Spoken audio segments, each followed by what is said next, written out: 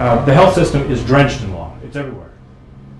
Yet pretty consistently, I think more so than in other countries, when we talk about reform of the healthcare system or improvement of the healthcare system, we don't tend to think about what contribution law may make.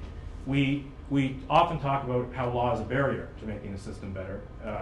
And so I've just always been kind of curious about that. And so that is part of the context of what I'm going to talk about here this evening. Having said that, I'm a little bit skeptical myself about how much law can actually accomplish. I actually believe you cannot legislate the healthcare system to behave better or differently than it currently is. It's not that simple, contrary to what maybe the judges of the Supreme Court of Canada think.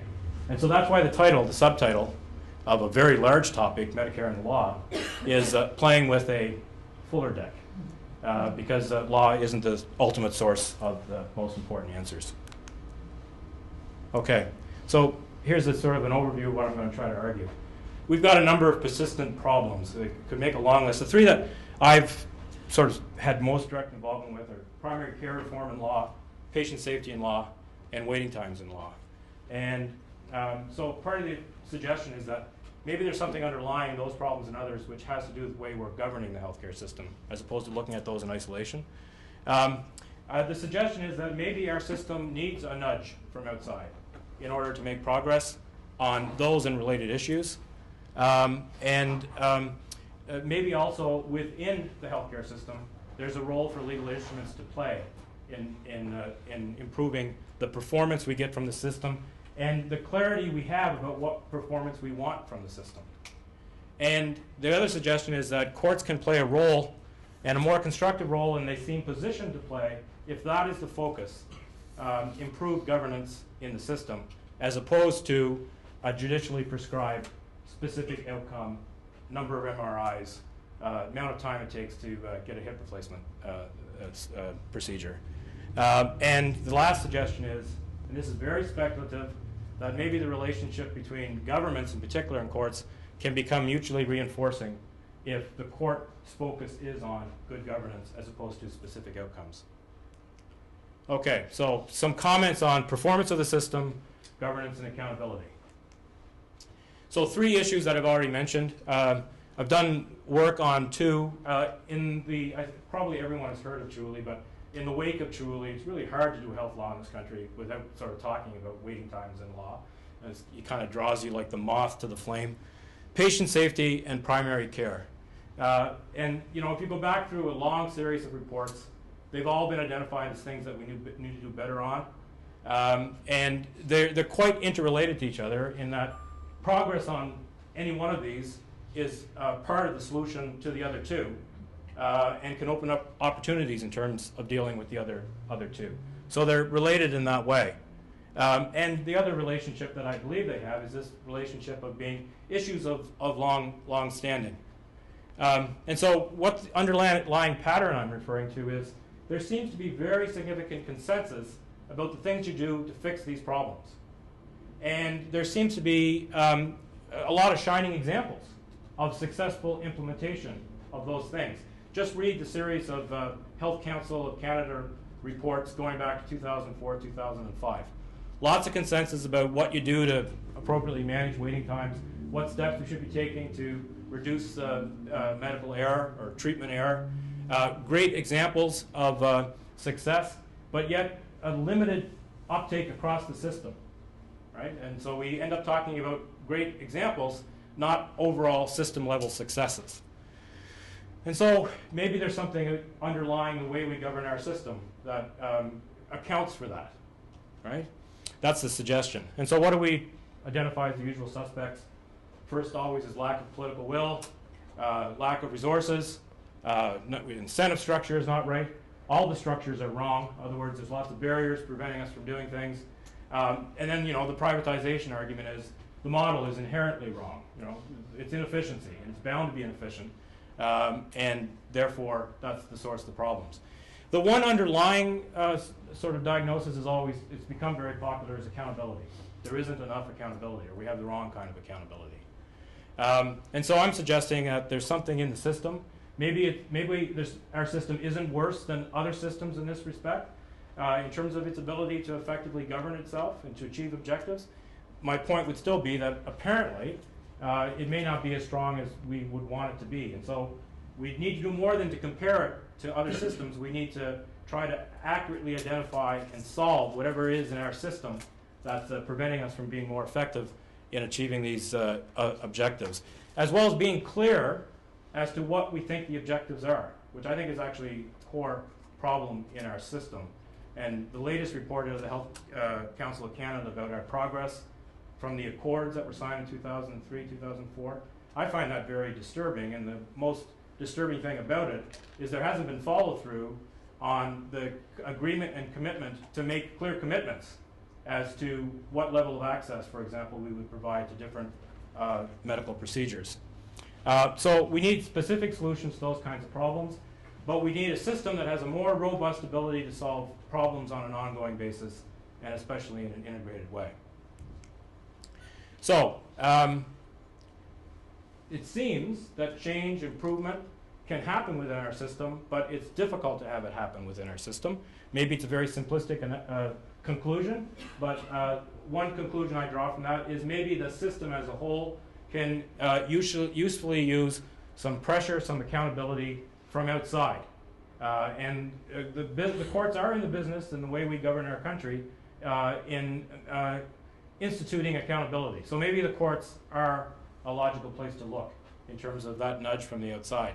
But we need not just any kind of accountability. I think the system needs more than simplistic orders or commands. It needs a form of external accountability that will align with the objectives and the values and the internal dynamics of the healthcare system, as opposed to trying to work against those dynamics. And so that brings us to the role of the courts. The point I'd make at this point is it's easy to take the role that the courts might make, take the job that they have done, and be very, very critical of it. And that's fair enough. My suggestion would be we need a relative evaluation of what the courts contribute relative to what our other institutions are achieving. Our governments, our health authorities, our medical profession, our other health professions, our system, in other words. It has to be a relative evaluation, in my opinion. So, accountability. Everyone is for it, quite often in very non-specific ways. One understanding of accountability that seems to be getting to become quite dominant in the legal literature is what I call the Mussolini accountability. He made the trains run on time. You know, maybe a good swift kick is what the healthcare system needs to make the system operate on time, right? But deeper understanding of justification realizes that it's about justification for whatever you've accomplished, justification for what you set out to accomplish as to other possibilities, and explanation as to what you achieved relative to those expectations that you created. So in other words, it may not be a certain level of performance in terms of wait times on MRIs or hip replacements, because you've decided that that is not the appropriate standard of success. But you need to be accountable for what you think. The system, I think, needs to be accountable for what they think the accurate or the appropriate standard is, and accountable for explaining what's been done to achieve that standard, and explaining whatever accounts for departures from that standard. Accountability is also very importantly linked to learning, because it's a source of learning by virtue of explanation, of accounting for what's been done or what hasn't been done. We learn important things that not just go to the how-to, but they might actually suggest that we need to appraise what we're trying to accomplish relative to other things. And the other point that I think is very important is we need a system of accountability that leaves responsibility in place. What I mean by that is the accountability cannot take responsibility out of the hands of people that, like it or not, ultimately you have to depend upon to do the work, to make the decisions, to have the relationships that your system ultimately depends on. And I think that there's a tremendous pressure in our system, given the way it's structured, for an awful lot of responsibility that belongs in the field, that belongs with clinical people, that belongs to people who manage clinical programs, to find its way into Halifax or Toronto or Vancouver or whatever provincial capital you might want to think of. And I think that's a negative kind of accountability, because ultimately I think the performance of the system depends on what does happen in the field. And then lastly, just a very broad point, We often say that the single-payer system is justified by our attachment to equality, equal access. True. I think another very important rationale for having a public healthcare system as opposed to some other models is, in fact, accountability. That should actually be a cornerstone of deciding to do things through your public institutions as opposed to doing them another way. I think that puts a very high onus on our system to actually do accountability well. So, the lecture is really trying to answer this question in some level. If accountability is the lever for change in the system, I hope you understand what I'm getting at here, okay? What is the lever for accountability? And I'll say it again, right? Health Council of Canada says that there's a whole series of commitments from the 2003 and 2004 accords that are not being met. One of them, a whole series of them, is accountability commitments. Maybe the relationship is not coincidental, is what I'm suggesting, okay? So that actually, to me, is the context for thinking about the roles of the courts. Okay, now, traditional concerns about courts and anything related to social policy. And I say they're shared concerns because usually these are shared as much by the judges as they are by anybody else. Low expertise. Sounds encouraging, eh? Narrow, constraining process, artificial process. Ripple effects that judges can't possibly appreciate or do anything about, or be, most importantly, accountable for. And usurpation, especially of the role of the legislatures. Okay? So that traditionally has led courts in social policy areas to focus on negative rights. To the extent that legislation instituting a program restricts somebody's rights, courts are more comfortable assessing that as opposed to talking about what obligation the state should have on a blank sheet of paper in the areas of health, housing, or other types of human rights. And Chaoulli is an example of this. 4 judges ruled that that ban was unconstitutional. 4 of them agreed that it was unconstitutional under the Quebec Charter that protects inviolability of the person, okay? And it was the physical risk and the psychological risk of waiting times that all 4 judges agreed to, okay? 3 judges dissented on the Quebec Charter. On the Canadian Charter of Rights and Freedoms, 3 judges ruled that these waiting times violated the right to security of the person and the right to life under Section 7 of the Canadian Charter. 3 judges. And again, it's physical risk and psychological risk. Okay? And the same 3 judges that dissented on the Quebec Charter dissented on the Canadian Charter. So technically, the decision only applies in the province of Quebec, because there's only a majority in the province of Quebec. But as a result, Quebec no longer has a ban on private insurance. Okay? Now, there are a few problems with this decision. And it would be a very long lecture just talking about these problems, so I'll try to do it quickly. I'm talking about the majority decision. So first of all, it was bad constitutional law. Why was it bad constitutional law? Try to do this in a nutshell. When you have a violation or an alleged violation of Section 7, it's right, life, security of the person on one hand, and then the violation has to be contrary to the principles of fundamental justice. And the 3 judges who applied the Canadian Charter said the law was arbitrary because the government didn't prove it was necessary. Well, that's a brand new test. As the minority judges pointed out, the test has always been it's consistent with the principles of fundamental justice as long as it serves the purpose of the legislation. Those are very different tests. So bad constitutional law. False conclusions. Colleen Flood from Toronto has done this more effectively than anyone could. Wrongly concluded that private insurance did not increase waiting times in other healthcare systems. Wrongly concluded that the ban on private insurance was the cause for waiting times in Quebec. Wrongly concluded that Quebec's quality of service, or Canada's quality of service, is lower than other countries. Wrongly concluded that private insurance wouldn't affect waiting times in Quebec. Okay, thank you very much. Wrong values. Okay, very much concerned about personal security, personal safety, an underwriting sense of liberty, not very concerned about the consequences for equality. So, apart from having bad constitutional law, multiple false conclusions, and the wrong values, it was a pretty good decision.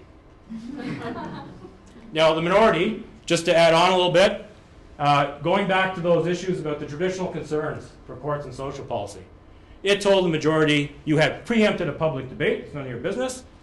You have set no manageable constitutional standard, because you don't tell us what you think reasonable access would be. You've created a constitutional right for the wealthy. You've usurped a matter of legislative judgment. You've made mistakes on the evidence that other people know and understand better than we do. And you've imposed a simplistic solution to a complex problem. Pretty damning comments. The Supreme Court of Canada doesn't have a history of being quite this belligerent to each other. It's not the US Supreme Court. Okay? Now, but I think it's important to recognize how much agreement there was between the judges. They all agreed that the matters were justiciable.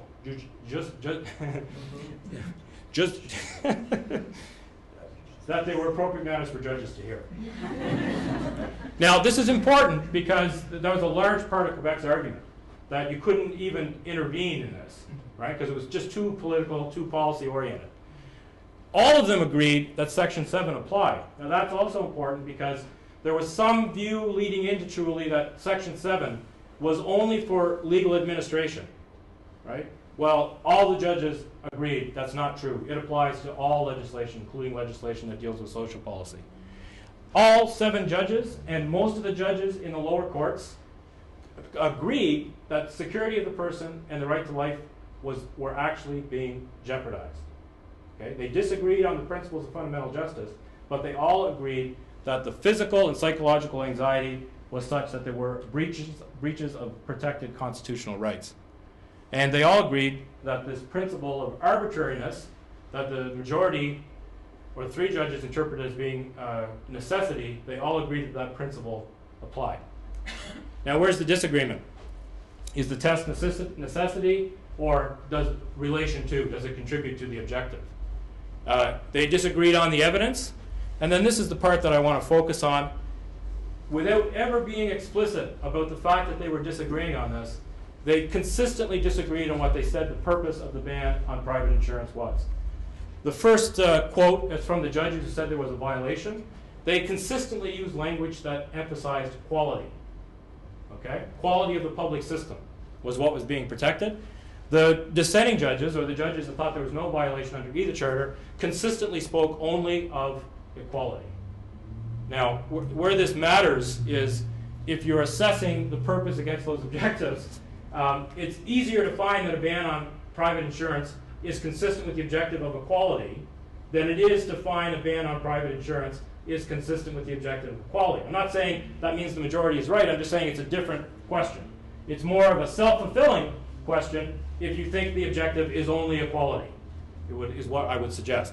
Now, these Yeo and Lukac, 2 people who I think have written one of the most thoughtful articles from a legal/philosophical point of view, they just point out that there's this dichotomy that's never mentioned or commented on anywhere in the decision. They say maybe we've got 2 internally logical outcomes, but more importantly, maybe we've got 2 incomplete views of Medicare, because they point out, they sort of say in a very nice, humble way, what do we know? But we thought the purpose of Medicare was both equality and equality. Okay? So the question is, certainly the majority was wrong, in my opinion, but was the minority right? In the sense that it create a rigorous enough standard of accountability and justification for the single-payer system and the legislative machinery around it. And surely Medicare, whether it's through the courts or somewhere else, depends on a reconciliation between these 2 objectives, right? And my own view is you need clarity about what those objectives mean. It's pretty easy to be clear on equality. It's more difficult to be clear on quality, but I think you need clarity of objectives before you can meaningfully be held accountable in relationship to that objective. Now, at the bottom, Watts versus National Health Service. This is a decision of the European Court of Justice. And I won't a lot of details, but it's almost exactly the same kind of case as Chaoulli. Hip replacement, couldn't get it in England. England refused to pay the cost to go to France to get it within the medically indicated time. European Court of Justice, in a very different legal context, I acknowledge, said, England, you can use public policy arguments to ration care. Budget, difficulty, complexity, but only within the context of medically acceptable standards. That's the point of departure. Now, maybe that's not the right standard for the Canadian system. Probably simple-minded view. I think it sounds like a pretty credible standard. In any event, I'm just maybe also pointing out, Supreme Court of Canada is not the only court in the world that's intervening in these matters. Now, future role of the courts. Chaoulli is so bad that a lot of people who know a lot of stuff about this are saying, including the minority judges, the most the courts should do here is administrative law, which limits the courts to saying, in particular cases, is this weighting unreasonable? In other words, it doesn't allow them to challenge the legislative framework. Colleen Flood argues that as well. And that's kind of judicial review made safe, because if they get it wrong, they get it wrong in one case as opposed to making it policy for the healthcare system. And I think that may well be a likely future. Two of the judges in the majority of Chaoulli have already retired. The criticism has been overwhelming. Judges never acknowledge, but sometimes I think that has an impact. That might actually be a likely future. So, question though is, does that leave the system with enough external accountability? Does it leave enough accountability from below? And the point I'm making there is, a lot of talk about accountability in healthcare is the accountability that the system decides it's going to give, right? The one thing about the courts is that you don't get to decide, right? Anyone can go to the courts and have their day in court, contrary to relying on what the system decides to extend. And maybe that means that there's a significant state responsibility here to explain what is the standard we're trying to accomplish, why is it that standard and not some other standard, what is it that's in the way of us achieving that standard, and what are we doing to deal with those problems? Maybe there actually should be an obligation for states, whether it's in courts or somewhere else, to defend all that when they do put legislative restrictions on what people can do. And so maybe the administrative law option, it may reinforce what seems to be a pattern of either resistance or passivity in terms of making change in the system. Now, the practical side of law, right? Could there ever be such a thing? Don't know. Okay? Now, it's going to sound like I'm having a personality change here, and I'm arguing against what I've just said, but I think Medicare is complex, law is complex, and the relationship between the two are complex. And so I don't think it's all sort of linear and straightforward. I think a very important question is, to what extent should we be focusing on adjudication as the key part of the relationship between law and Medicare? Because adjudication does actually focus on yes-no outcomes, and it's kind of a blunt instrument. And maybe, therefore, it's in serious tension with the institutional structures of Medicare, but also, even more fundamentally, the inherent tensions and dynamics in the governance of the healthcare system. It's all very well to order a government what to do. It's quite another thing for a government to actually do it, in my opinion, in the healthcare system. And I say that maybe not only because I'm biased as someone who used to work in the Department of Health. Some of this stuff is a lot easier said than done. Medicare structure. We're organized so that the role of government, in my opinion, is both limited and expansive. Right? Limited in the sense that Medicare is not a government service. And the reason it's not a government service, at least one of the very core reasons, is that it's based on an accommodation between the state and the medical profession. You're going to take care of the payment, we're going to take care of clinical practice and the organization of clinical practice. On the other hand, it's a government program. It's the most important government program and from the point of view of cost and expenditure and what have you. And there's an awful lot of direct levers that government has to try to deal with that program, in particular its relationship to the rest of the institutional structure around medicine and other clinical professions. So that kind of leads, in my opinion, to a pattern. This is very much an opinion. Intensive management around the edges. Lots of use of blunt instruments. Let's just cut the budgets. Let's eliminate the beds. Let's restructure and organize so that they can't do that anymore, or they have to do it this way. Or lots of reliance on very diffuse instruments. Let's put some money in how do we educate doctors and nurses, and in 20 years' time, that'll yield results. Or let's put lots of information into the system, and maybe that will yield results. Or let's put in a good information system into the system, and they'll use that, and that will achieve results. Now, I'm not saying anything wrong with it. I think it's all very necessary. I'm just suggesting that in terms of government's ability to do what increasingly people seem to think government is supposed to be doing in this program, those instruments are either blunt, diffuse, or just darn hopeful. Okay? So, that's the structure of our healthcare system. Maybe I'm wrong on this, but I think all healthcare systems in their governance system, they have to struggle with how to deal with these issues. Now, maybe I'll just say in general, I think a governance system of a healthcare system, because of the nature of the healthcare system, has to find some combination between governance from above, around clinical activity, and the governance that necessarily happens in the carrying out of clinical activity. And there's lots of rationales for that.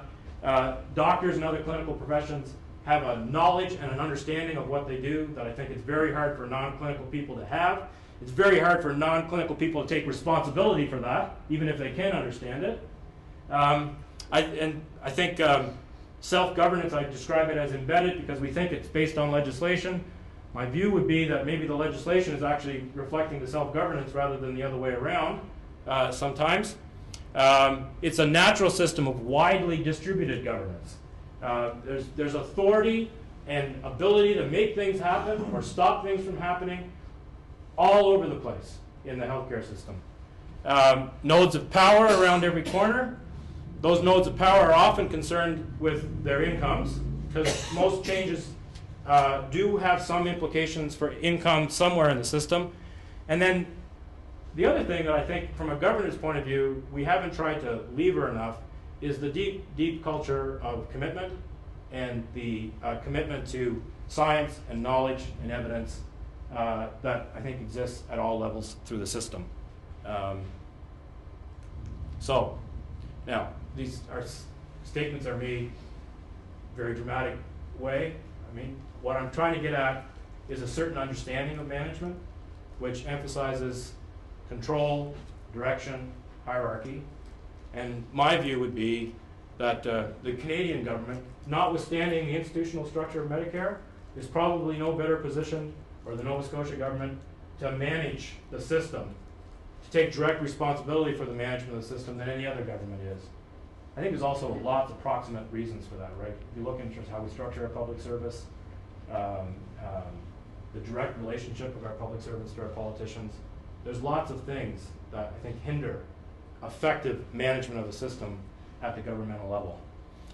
But I also question whether or not anyone can really sort of manage the healthcare system in that sort of control point of view or directional point of view in place of government. So my own personal view is big believer in regionalization. We've got some people here from health authorities.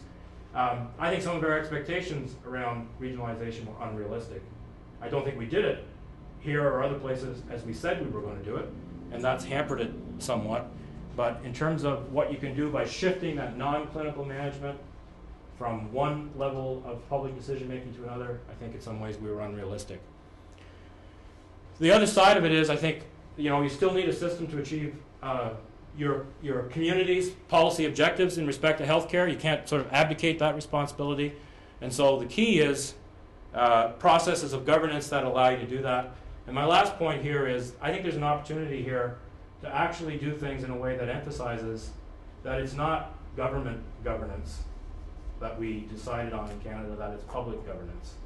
And one of the reasons I think that's important is I think increasingly, you see this playing out in Supreme Court of Canada, especially those who are very strong advocates of privatization, we've fallen into this binary choice between government versus private, as opposed to that big thing in the middle, which I think is quite different. It includes government, but it's not of government or exclusive of government, which is public governance. So, governance structures that, and we have many of these already. My suggestion is that we need more of these. That links government accountability for the things that are necessarily at the governmental level, the large policy decisions about amount of resources and allocation of resources, the general direction of the system. Better link that accountability with the accountability that exists where the rubber hits the road. Create pathways, more pathways for shared accountability across vertical walls that exist in the system, and structure the role of politics. And what I'm getting at there is, I don't think we can, legislatively define what is and is not the business of government in this realm, but I think to some extent we can do it by default by creating some legal frameworks that emphasize the things that aren't thought to be or expected to be areas of direct responsibility of governments. Now, so a little more specific, there's abundant accountability in healthcare. It's all over the place. Professional regulation, the medical malpractice system. It tends to apply at the level of individual providers or individual institutions, right? And it emphasizes, take care of your part of the business. That has to be the message that comes through. So that's what I mean by plenty of accountability in healthcare. There's some accountability for the system as a whole. We've got the political system, for example, that creates some accountability in that respect. Maybe there isn't enough accountability for the systems that operate within the broader healthcare system. And many of these issues, waiting times, patient safety, primary care, they require solutions that are broader than any one part of the healthcare system. So, a governance philosophy that leverages commitments and expertise that exist in the system is participatory and collaborative, kind of because that's the good thing to do, but it's kind of unavoidable and necessary given the way the system is structured and the extent of self-governance that's inherent in the system, including in that participation and collaboration, not just the providers and the people in the system, but the public, obviously. Emphasizes learning, emphasizes adaptability, flexibility, and transparency. Embraces progressive realization. And I'll come back to this when I talk in the end a minute about the Supreme Court again. The Supreme Court had the idea that it's a one-to-one relationship. You say, this is what your objective is in respect of waiting times, and boom, it happens, right? Or it should be able to happen right away. And it's a heck of a lot more complex than that. A dynamic relationship with limits. And what I'm getting at there is that we often default, I think, because we're working within fairly constrained horizons. If we can't solve a problem within those horizons, there's a default to resources as being the problem. And often I think we find that if we expand those horizons, there's other solutions available to us with the resources that we have to work within. And I'll just say on this, I have to believe that we're spending enough money on healthcare in this country. Canada does very well in terms of where it ranks in international comparisons on how much it spends. Obviously, it could be spent in different ways and what have you, but there has to be ways to get more yield in terms of what we want to achieve from the system from what we're spending. And that's the last, the second last point, has a dynamic relationship with limits. I was just talking about that, because it may well be that, you know, when people come up against limits, then that's the place for a specific connection with the decisions that are or not being made at the governmental level about how resources are being allocated. And it's identifying those limits and the certainty with which there are resource issues that I think improves and enhances the accountability that we can have of governments, including through the political level. Now it's very diffuse. And then the last point, this is trying to talk about law. We do a lot of those things now, everything listed on that slide. My concern is that we do it on a way that's more or less voluntary. It depends more or less on people agreeing to operate in those ways. What I'm suggesting is that we need some legal frameworks that make it more essential, less negotiable to operate in those ways. And so that to me raises an issue around institutions. Institutions that emphasize implementation as opposed to policy making primarily. Institutions that are about bridging accountabilities rather than about believing that we can sweep accountabilities away because they're regarded to be barriers to what we think we want to achieve at any particular moment in time. That work more horizontally across the system rather than vertically. That blend self-governance and public authority. And there's a lot more of this, I think, happening in other parts of the world than are happening in Canada, particularly places like the United Kingdom. Have an escalation capacity. Quite often we think that law has no role because, you know, it's rules, enforcement, and penalties.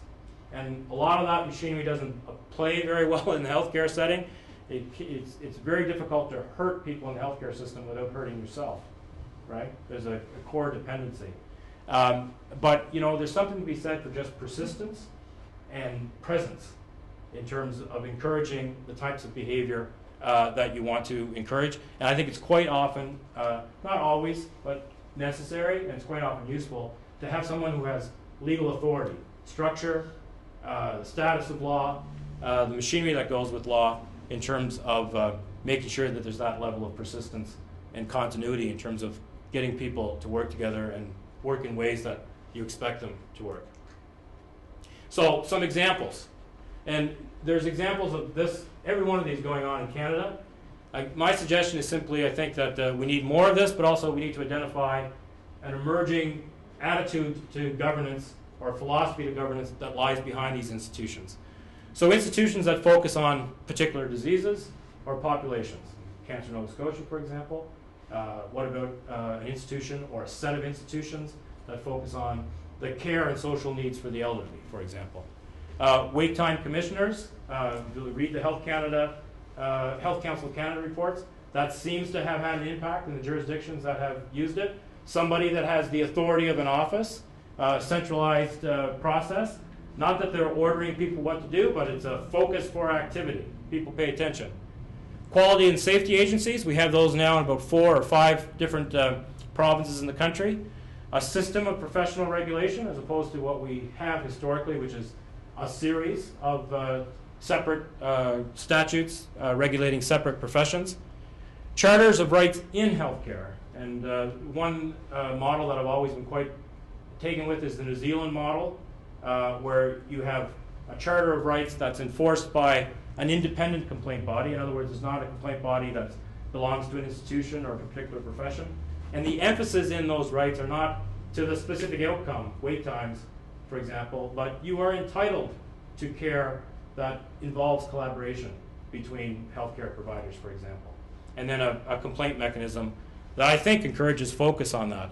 More proactive regulation, because we've had a lot of essentially reactive regulation in healthcare. You think about the situation with long-term care homes across the country over the last number of years.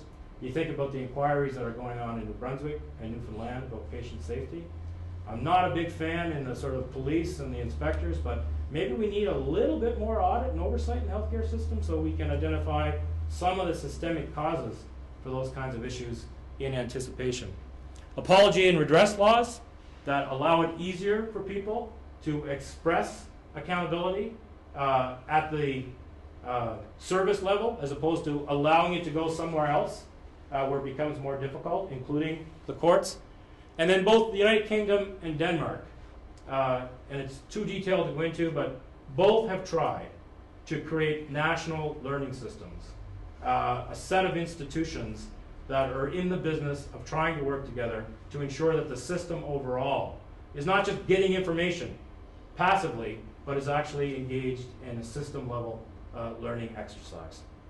And I think that requires an institutional framework. Now, behind all that, this is stuff we don't spend much time on, but it's concepts to call different things. New governance, third-party government, network governance. The basic idea is that government in particular tends to achieve more by working through third parties than trying to do things directly. Meta-governance, the idea that instead of trying to get the governance structure exactly right so that it will do what we want to do, we need to build linkages and bridges between governance structures. Regulation of self-regulation, simplistic ideas, let's sweep aside all those professional statutes so we have more authority over healthcare professionals.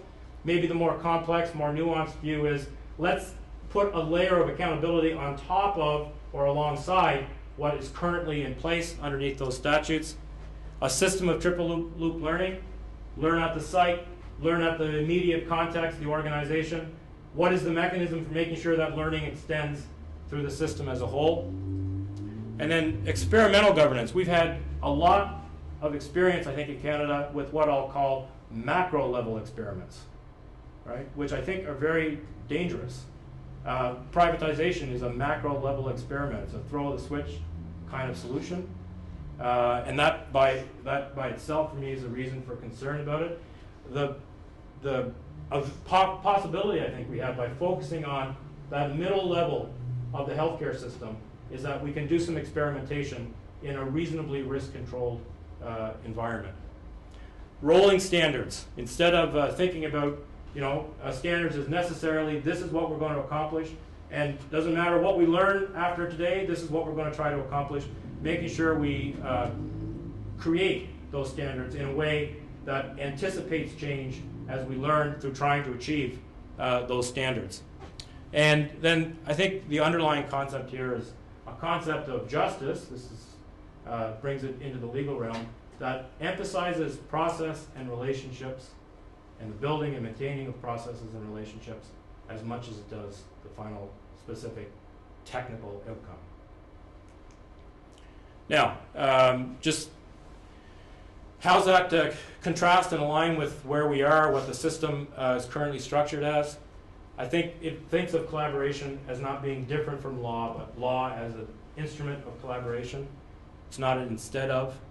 I think it can mean stronger accountability up if there's clearer accountability down, because I think we're identifying the true barriers, we're identifying opportunities that often immediately results, in my opinion, or often results, and perhaps immediately, in a responsibility to rethink policy at the political level and the system level. We could be talking about, I talked about information asymmetry between the clinical professions and governors. We could be talking about actually adjusting that balance a little bit by having these mechanisms feed citizen governorship, whether it's at the health authorities or community health boards. Leveraging, working with, calling governance out of the healthcare system instead of thinking only about imposing governance on the healthcare system. And then the last point, which is I mentioned at home, more accountability that leaves responsibility where I think ultimately has to be, which is with the people who are actually providing the care and are immediately managing and organizing the systems that relate directly to care, as opposed to thinking we can get it through government.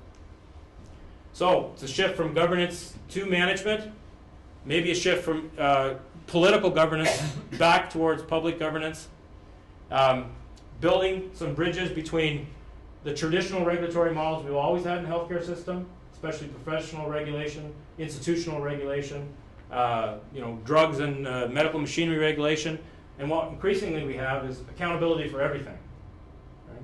For the whole system, usually at the political level. And this would be asking perhaps both less of government, because it's more emphasis on what needs to happen in the system, more emphasis what needs to happen by others, but also my thought here is that more institutional structure around the way in which the healthcare system operates is likely to make it clearer what accountability and responsibility is actually properly belongs to government, by making it more transparent about what actually is happening in the system and what the barriers are to achieving what it is we want to achieve. Okay, now just wrapping it up then, I've talked about the courts and I've talked about law in governance. Law as an instrument of governance.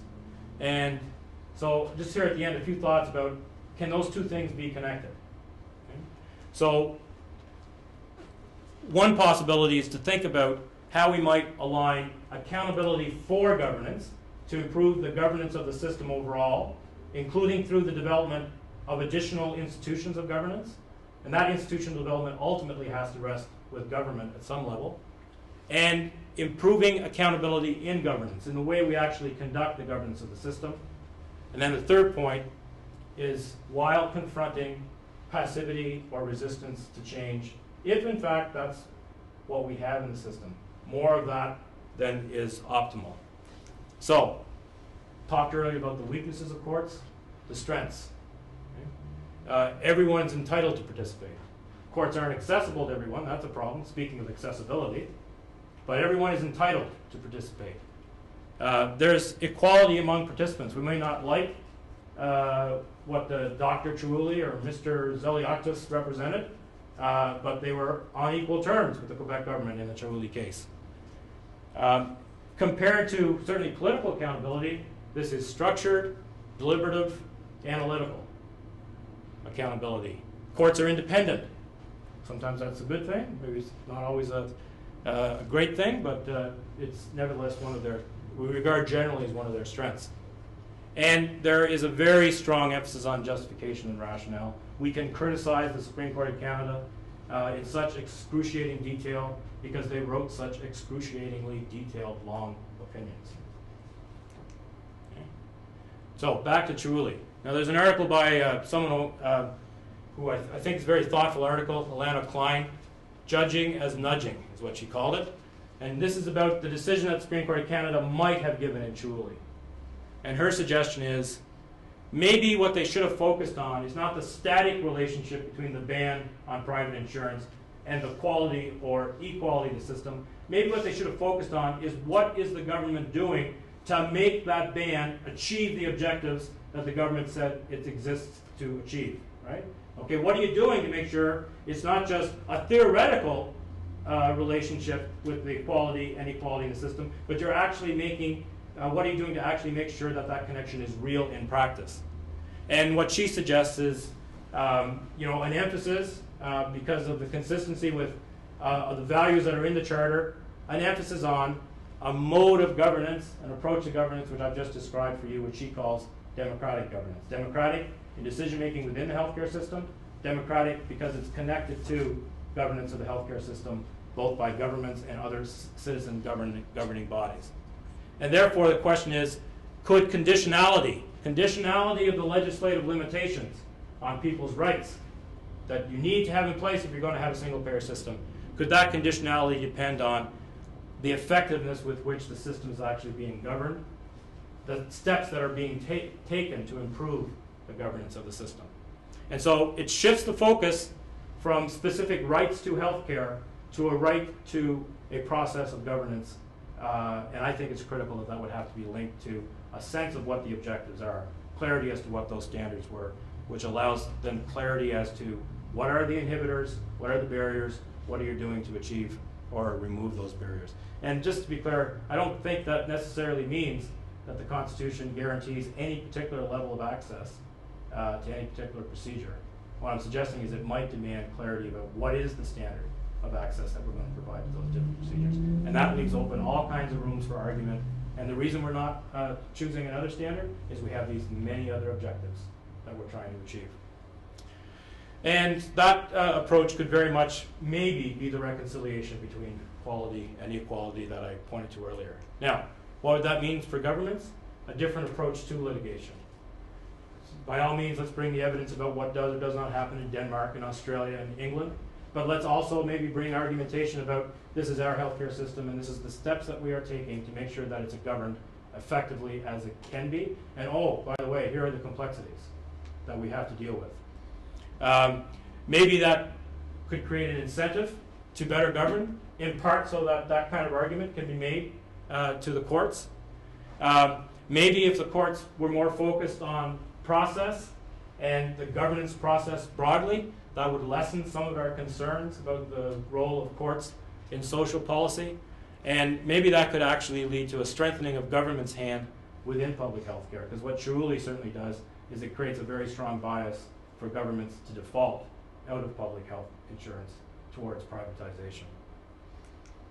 Finally, for Canadians, is there some bridge that we can build between the Charter, which Canadians overwhelmingly say they're for, and the Canada Health Act, which Canadians overwhelmingly say they're for? Because right now we're left with pretty serious tension between them. And does that suggest or invite a democratization of healthcare policy and administration, which, going back to regionalization, so many other changes in the system, we say consistently we're for? Perhaps is there an opportunity for an integration of fundamental values, equality, security of the person, right to life? The original vision of healthcare was equality of access based on need, so we have to address need as well as the equality of access. And the last point I want to suggest here is that said earlier that courts have defaulted to the protection of negative rights because of the concern about going too far into the business of telling governments what they should do.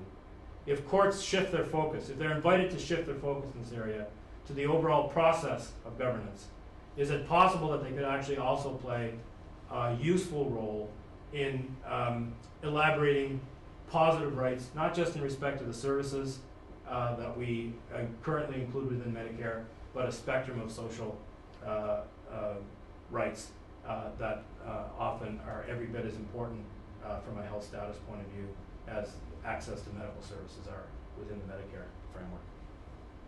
Okay, thank you very much. My name is Ken Rockwood, and I'm asked to moderate the questions and say a few concluding words. And consistent with the theme, Joe has given me a very defined framework and set clear objectives with a clear accountability standard. So the first thing is to invite you all to ask questions that you may have been provoked into by this very excellent presentation. Please. Just a question about some of the accountability arrangements or accountability contracts that are contemplated and are being put in place in other provinces. What's your opinion on those, Bill, I guess, in terms of achieving that balance that you were talking about between the Charter and the Canada Health Act, or the things that, or the principles that are, you know, kind of either in conflict or in need of reconciliation between those two areas? So, just like this, I'm aware of a lot of different kinds of contracts, but sort of what level are you speaking about? I'm speaking about them at the level of either a hospital or health authority or you know, that level, that public governance level, Right. Between the public governors, those organizations, and the provincial governments. Right. So, let me just stand up so I can see everybody. I mean, so you see, I mentioned soft law, right, as a sort of concept, and you know, a lot of lawyers are concerns about something that doesn't have the formality of a contracted law or the status of a statute. But I mean, I personally don't share that view, right? I mean, I think there's lots of advantages in terms of flexibility and the ability to evolve things in using instruments that, you know, maybe aren't enforceable in court at the end of the day, but I don't really think that's the objective or the purpose. I mean, the initial purpose is to bring clarity around roles and responsibilities and expectations and process, in my view, right? And I think you have to operate on the assumption that these things are being developed, whether it's between health authorities and departments of health, or I've even seen examples of this, or seen written examples of this about contracts between doctors and patients when they're discharged out of hospitals around management of their care in the community, right? And you know, it frankly kind of looks a little silly from a sort of traditional lawyer point of view. I don't think at all it is necessarily, though, from an operational point of view, from terms of what it means and people having clarity about what they can expect and who's going to do what, right? So I'm actually in favor of that. Now, the other thing I like about soft law is that we often, I think, not just in healthcare, but in public administration more generally, we kind of default to hard law before we're really absolutely clear what it is we're trying to accomplish and what's the best way to frame the law in terms of accomplishing those objectives. Often, if you look outside of healthcare into other sectors, what eventually becomes statute law or more formal law is something that has a status based on a period of experimentation through a soft law phase. So I think they're positive. The other thing I'll say is that I do think we need more rigor in the relationships between our departments of health and our health authorities and the other parts of the system that departments of health are immediately responsible for governance of. And I say that because I'm not critical of politicians. I say that because I think the political process carries with it some realities. And what governments are directly responsible for, they will govern in unpredictable ways that are often counterproductive in terms of what they themselves, I think, often genuinely are trying to accomplish. So, I mean, the reason I say that is I think ultimately, if you look at a lot of our legislation, Health Authorities Acts, other legislation, my own personal view is there's more discretion in them, more administrative discretion in them, that is ultimately the best thing for the system, in terms of the system knowing they're going to be held accountable for their responsibilities, i.e. they're making decisions, they will be held accountable for them, or that is good for our governments. Because I think it often, you know, it's very hard to resist the temptation if you have significant discretion from using it, right? Dr. Byrne. So mine would be as much an observation to get your comments on. When I look back on the initial agreement they had on the Medicare program, it seems like we moved from a social contract to almost today a legal contract. And I don't know how we got there, basically, but having read the materials in the past, understanding how we got to have this actual social policy, it was really more or less a, not to be too naive here, but an actual social contract. Mm-hmm. And that seemed to hold us for a while. And now we've shifted to more this legalese issue. And I understand your points about the law and Medicare. I'd like to sort of back up a little bit and get your thoughts about the fact that a lot of us who are actually in the trenches seem to have a whole lot of different interpretations of what law means and what accountability means and responsibility means. I think, for example, that there's a lot of decisions or indecisions caused by a lack of understanding about what law is. Mm-hmm. One time I was at a meeting and there was a lawyer there, and he came out and he said, "My gosh, I'm glad these folks aren't lawyers," because he said we never get anything done. Just that everybody was crossing the T, dotting the I, and couldn't make a move and had to think twice. Well, let me think about that. I got to consult with so and so. Do you think that in some ways we're getting to the point where we've shifted a little bit to almost a implied legal contract, that it could actually stymie our real cooperation because we're sort of holding back and maybe we're risk averse when we don't have to be? Yeah. Well, I think the simple answer is yes. I guess just one observation, right? I mean, we platitudinous observation, right? We live in a rights-oriented culture, right? And so in Canada, we have the decision to adopt the Charter of Rights and Freedoms to blame for that. I'm not so certain that we wouldn't be there anyway, given the world that we live in and how it's organized. I don't deny that that has been an unbelievable stimulus towards the development of a different sense of what citizenship means. It's difficult to sort of, you got to take the good and the bad, and I'm somebody who's actually significantly come around on the Charter in terms of the impact that it has on the governance of our country because of the accountability that it demands of government in particular. I'm just not even thinking of healthcare, but I'm thinking more broadly. The other thing, though, the other observation, and I think governments actually are responsible for this, is now we often default on hard decisions, especially to the courts, because it's just a whole lot more convenient in many ways to leave the decision there than it is to actually to deal with the issues. So, I mean, I think that's the context we live in. And I guess what I'm interested in is how do we sort of shift the direction of that context so that the focus of the courts are less on a narrow prescriptive understanding of rights, especially in the broad social domain, and more on thinking about how they can contribute to a process that has a better capacity within itself to actually deal with issues so that they don't become issues that by default have to be dealt with in a kind of more narrow, litigious kind of understanding of what law is about. Now, the other thing I'll say on that is that I think, I mentioned them just quickly in passing, I think a lot of the law you're talking about is not the Charter of Rights and Freedoms so much, but it's the law that every healthcare system in the world has to deal with, whether it's single-payer system or whether it's a private system or whether it's mixed.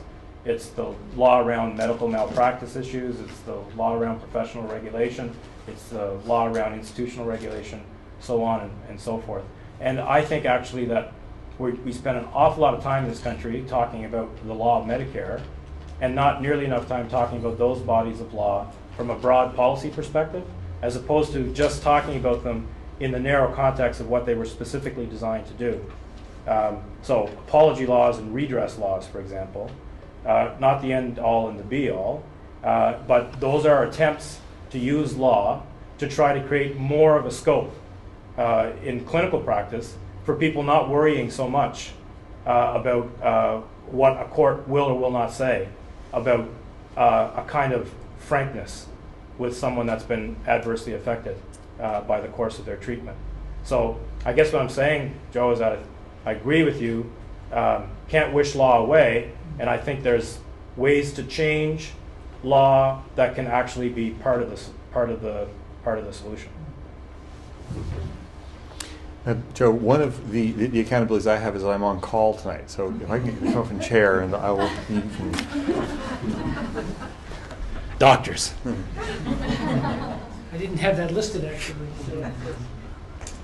Any other questions? Yeah. I'm not sure if I'm going to phrase this correctly, and maybe I didn't understand your talk correctly, so correct me if I'm mistaken.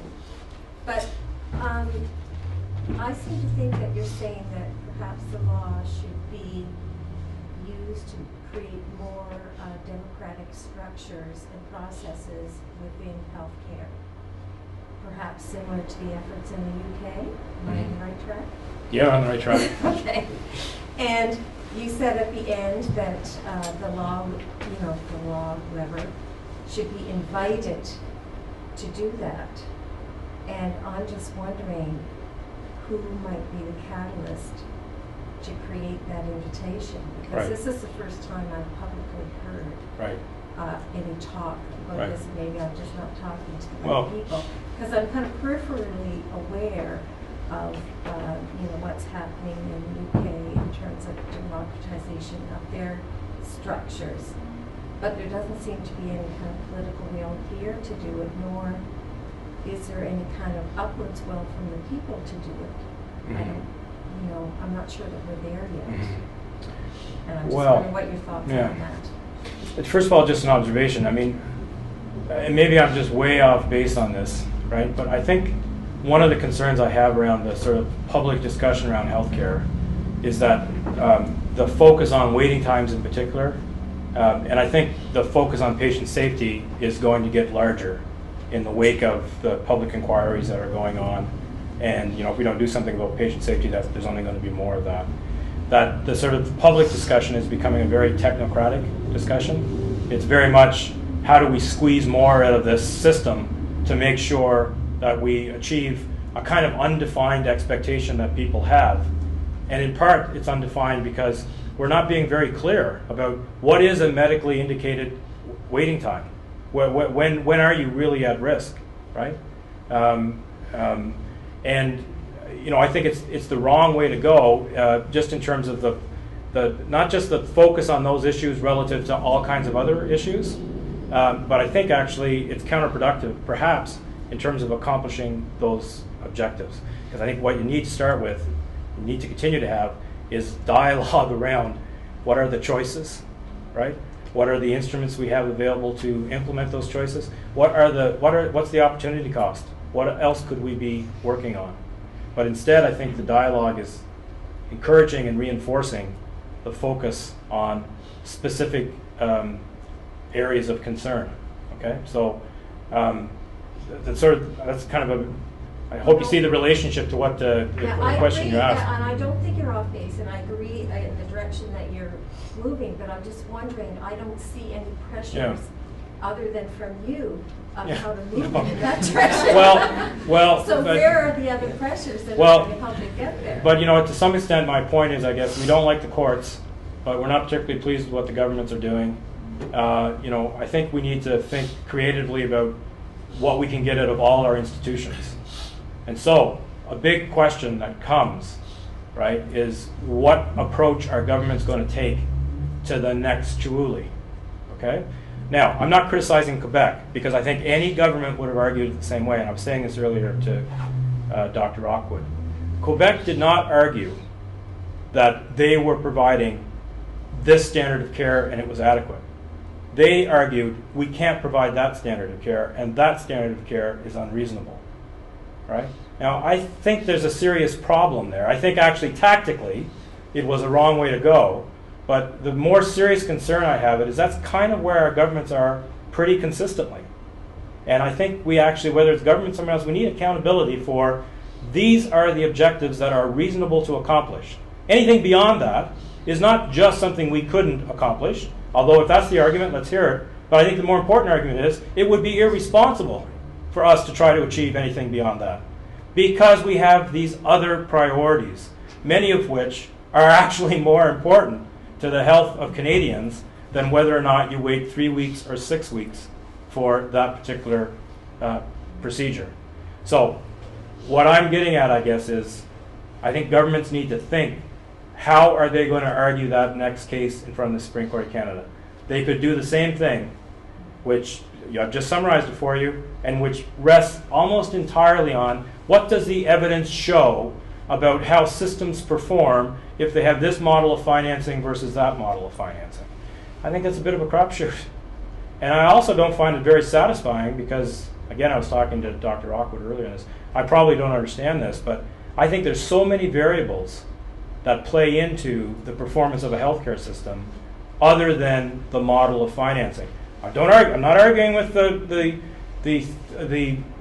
sort of inherent advantages of the single-payer model, but the functionality of the system ultimately depends on so many decisions that are made after you've decided you're going to use a single-payer model. And I think, instinctively, that must also be true of countries that have other systems of financing. So I find the comparison at the sort of macro level, and then to ask a court or anyone else to say yay or nay, quite unsatisfying. And I think the richer sort of question is, yeah, this is what we're trying to accomplish. The single-payer model is this piece in it, but here's everything else that we're doing beyond that or in the context of that to achieve the objectives. And, you know, I think, and maybe I'm not being specific enough on this, but why I think there's a glimmer of a hope that the judges will go for that is that, you know, this may not sound consistent with what you think about in the Charter of Rights and Freedoms or what the judges do, but that argumentation appeals to values that are deeply, deeply embedded, in my opinion, in the Charter of Rights and Freedoms. No, I agree, and I think maybe that could bring us back to the social contract that maybe we started with, that Joe was talking about. And I still think there's not enough push to kind of move in that direction. And can the law, I don't know enough about the law to say this, can the law direct the law to do that? Well, it has to come from outside. There's another question I'll get. I was thinking, yeah. No, go ahead. I was thinking about the SARS case where the Health Protection Acts across Canada, particularly here in Nova Scotia, changed after SARS. But we kind of left out the health promotion piece. Right. And it does seem like we're more in a curative mode. Right. Health promotion and changing systems. Right. And making supportive environments for right. health. Yeah. And does legislation just kind of do that more than look yeah. at broader? So I appreciate that, because I guess that's actually a whole lot more specific and cleaner way of saying it, I think, what I was trying to say a few minutes ago, right? No, I don't think that the concern of Canadians around access to the clinical side is unreasonable, right? And I will continue to think it's reasonable until I see a body of information that convinces me, okay, we have clarity about what the standard is, and we know that we're achieving it. Otherwise, I think it's quite reasonable for people to feel apprehensive, right? But the other sort of larger reason for wanting more clarity in that respect is so that we can move on to other things, right? And maybe this is very naive, but maybe we can never get politicians to explicitly argue against some of the expectations that we have in society. To go back, I think, Joe, to the question you were asked about instantaneous access. But I think it's fundamentally important that we do. Otherwise, I'd say that the long-term sustainability of Medicare in the political realm, never mind in the judicial realm, is in jeopardy.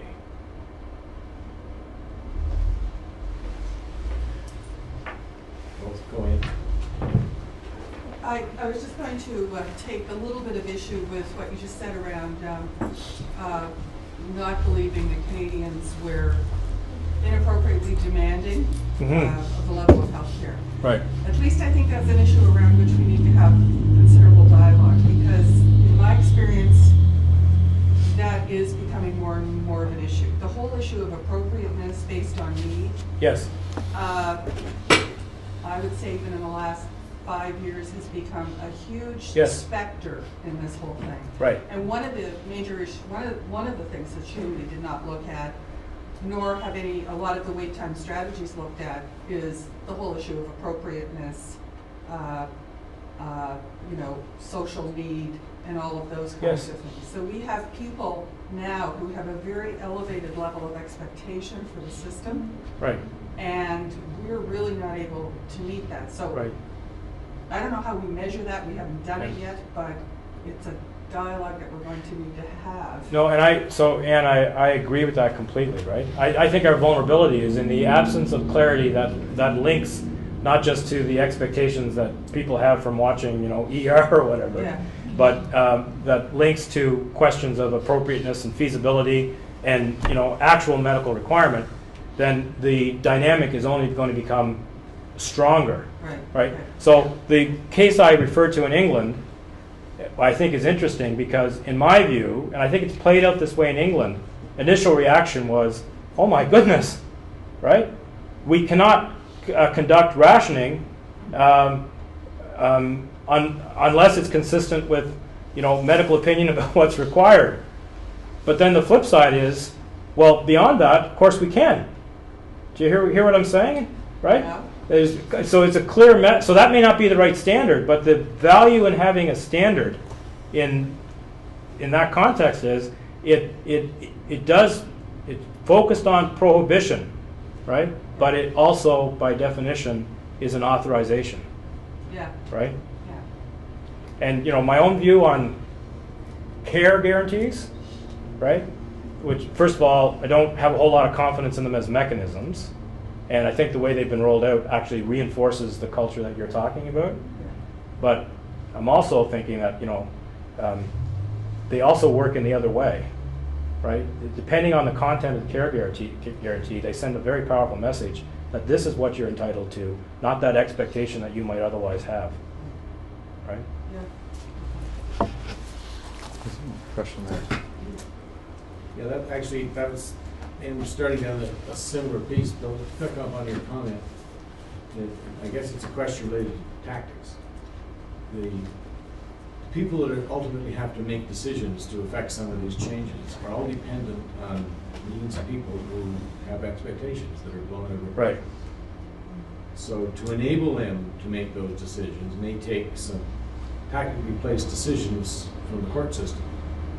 And is there any possibility of that happening? I mean, I'm Yep. not suggesting you manipulate the courts, maybe some people try to, but can basically a structured question get before the court that provides at least that pinprick, that sort of guidance that people can turn to, because Canadians don't seem to react too negatively to court decisions.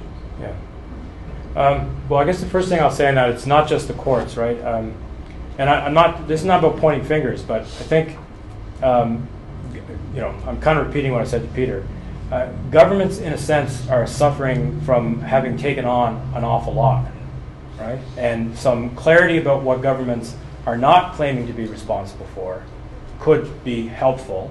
And my own view, this kind of from a sort of observation point of view, and also a little bit from a practical point of view, that often depends on being really clear about whose responsibility it is if it's not government. And so when I talk about institutional development, that's one of the main advantages that I see about a richer institutional development in our healthcare system. It, by default, sends a message.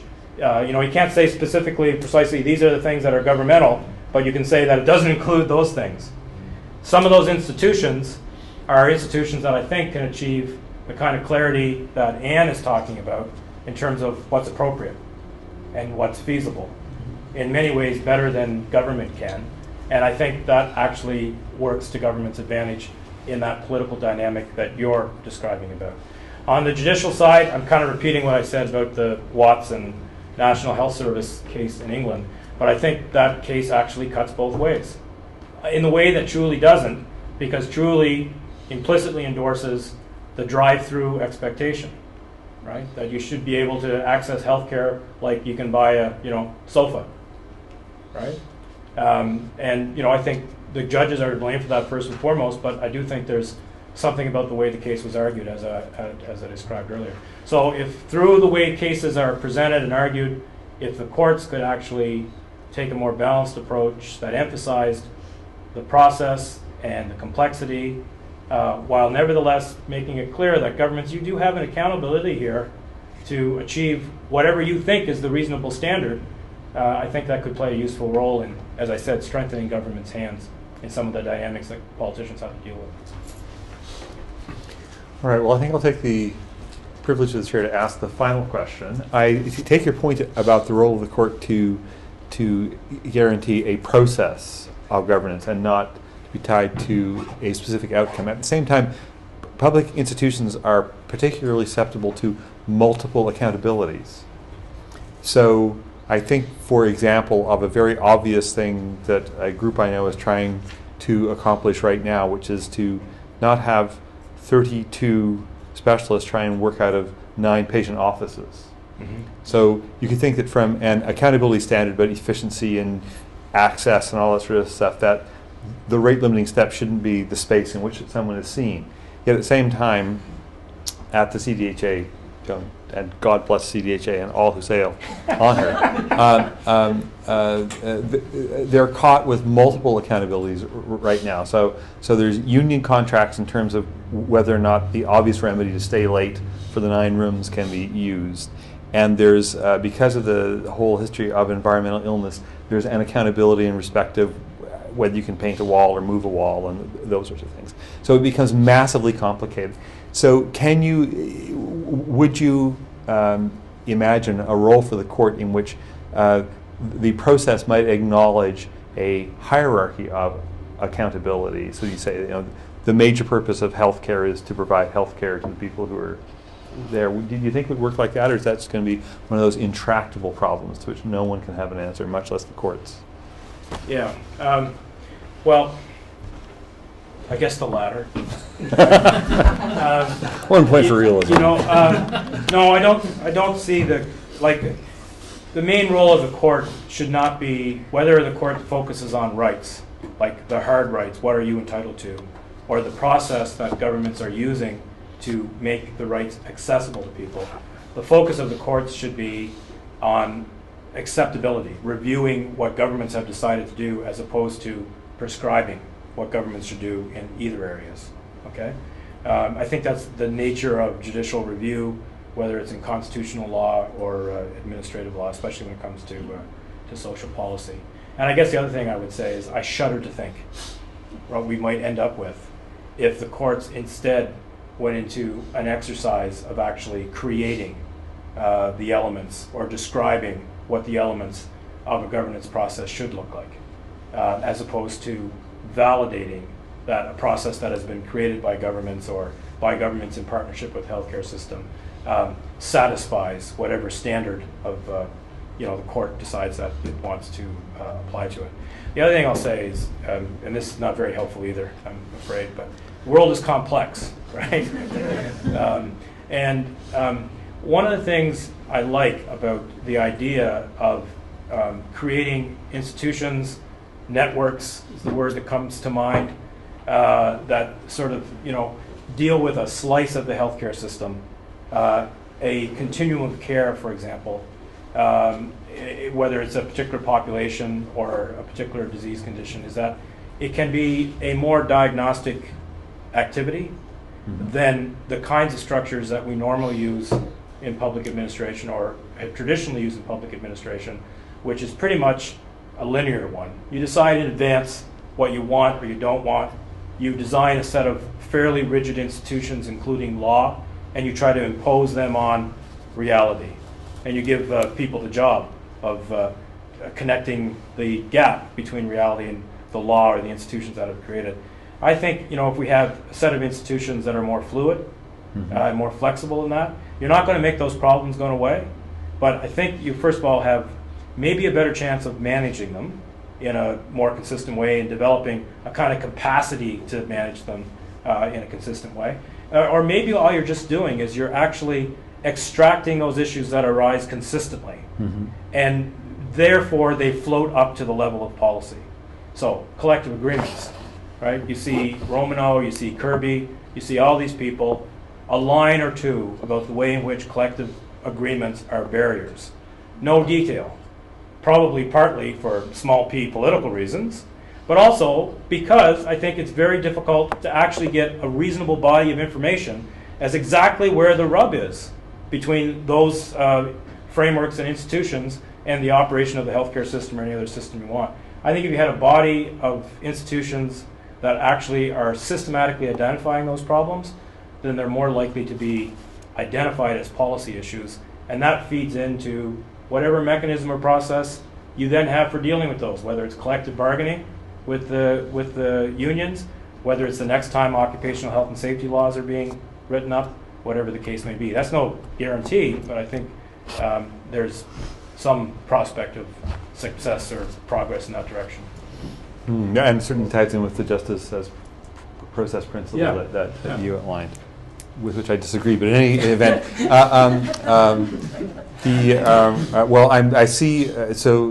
I would think that everybody who came here tonight has some interest in health administration. I see some young people who I fervently hope are in the process of becoming expert in health administration. I hope this has inspired you tonight to understand the complexity and the intellectual challenge of doing health administration. I hope you keep that with you when you actually become health administrators. And feel free to quote me on that. My final duty then, according to the precise accountability framework that was presented to me earlier this evening, is to thank you, Bill, and to give you a plaque from the School of Health Administration. Thank you. Thank you, everybody.